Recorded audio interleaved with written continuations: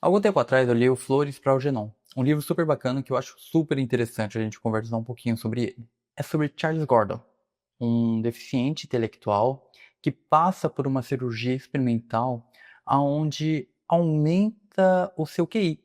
E não apenas aumenta o seu QI, mas transforma Charles numa máquina com uma inteligência sobre-humana, entendeu? Uma linha de raciocínio assim incomum. Essa premissa por si só é interessante, né? O que ele vai fazer agora? Ele com esse pensamento super desenvolvido, essa visão de mundo grandiosa que ele tem agora, o que ele vai fazer? Mas para mim, o que mais chama atenção nisso, o que é mais interessante, é como ele, com esse tipo de pensamento, vai enxergar o seu passado, vai enxergar as suas amizades, que talvez não eram tão amigos assim, as brincadeiras que talvez não fossem tão divertidas, as pessoas que talvez não fossem tão boas e que sua vida talvez não fosse tão fácil. E veja bem, Charles, por ser um deficiente intelectual, não tinha essa noção de realidade.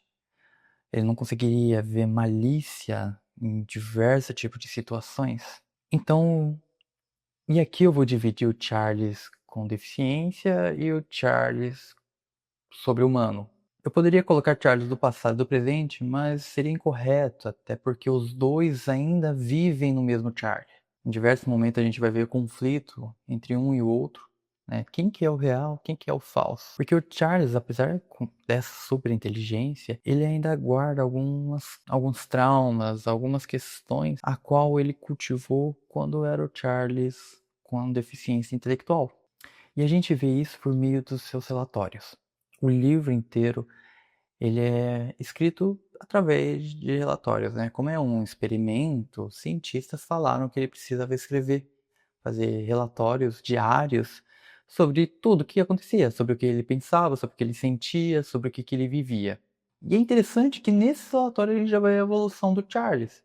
No começo, diversos erros de português, erros gramaticais, ortográficos. Não sabia concluir uma história e não sabia nem por que estava escrevendo aquilo e como escrever. Já no meio para o final, a gente vê uma super evolução, onde ele já consegue fazer uma construção complexa de pensamento, usar termos também acadêmicos, não convencionais, sem falar de que tem muito mais profundidade tudo aquilo que ele escreve. E por conta dele mesmo contar a história e ele mesmo escrever sobre o que ele estava pensando, lembrando e sonhando, é que traz esse sentimento para nós sobre como o Charles intelectual enxerga como as outras pessoas tratam e tratavam o Charles com deficiência intelectual. A gente vê diversas cenas que causam revolta.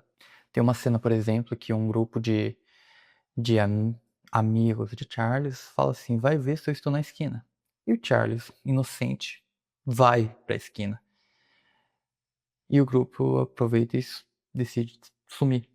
Mas tem uma parte muito impactante, muito emocionante para mim.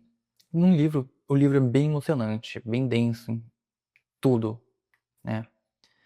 Mas uma das partes mais emocionantes é quando ele lembra quando o padeiro chama Charles para tentar fazer uma nova atividade. Uma atividade que ele nunca tinha feito, mas que ele poderia fazer. A ideia era ele trabalhar com a massa, fazer massa. Para isso ele tinha que fazer alguns testes, como conseguir fazer um pão doce. E o padeiro faz junto com o Charles e Charles consegue executar essa função. Mas a partir do momento que ele tenta sozinho, ele sente medo. Não medo que ele não vai falhar, porque Charles ele consegue fazer aquilo, ele sabe fazer aquilo, mas ele tem medo de decepcionar todo mundo que está em volta e vendo, ele fica nervoso. E a gente vê uma angústia do Charles intelectual, lembrando daquele momento e falando assim: por que vocês não têm mais paciência com esse Charles? É quase uma súplica pro passado. E a gente fica com esse sentimento também. É um livro muito interessante que faz a gente ter um exercício de empatia.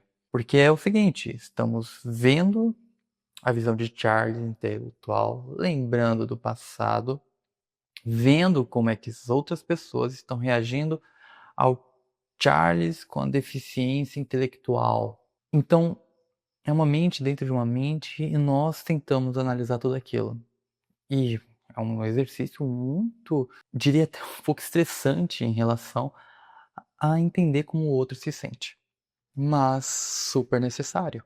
Então, por essa empatia que nos causa, né, como a gente sempre está dentro dele, a gente se emociona com ele, a gente sente revolta com ele, a gente sente a confusão dele e conseguimos compreender as pequenas malícias e desavença que Charles criou sem querer. Porque ao decorrer do livro a gente vê algumas cenas que poderiam ser consideradas maliciosas por conta de Charles. Mas a gente vê que o Charles ele é apenas inocente.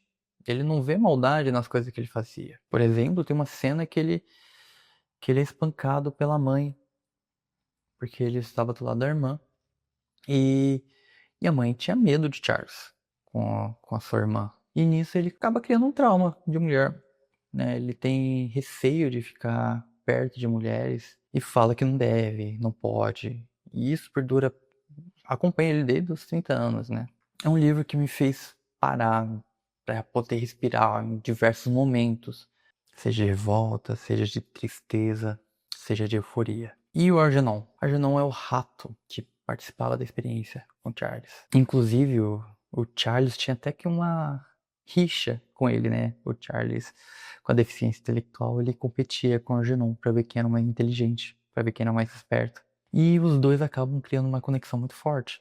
Porque entra em outra questão também. Porque ninguém enxergava Charles antigamente como um ser humano. Enxergava ele como um mascote, alguém para ser cuidado. Não enxergava como realmente uma pessoa que deveria ser respeitada. E por mais que ele tivesse essa deficiência, ele ainda era uma pessoa, ainda tinha sentimento e ainda tinha pensamentos.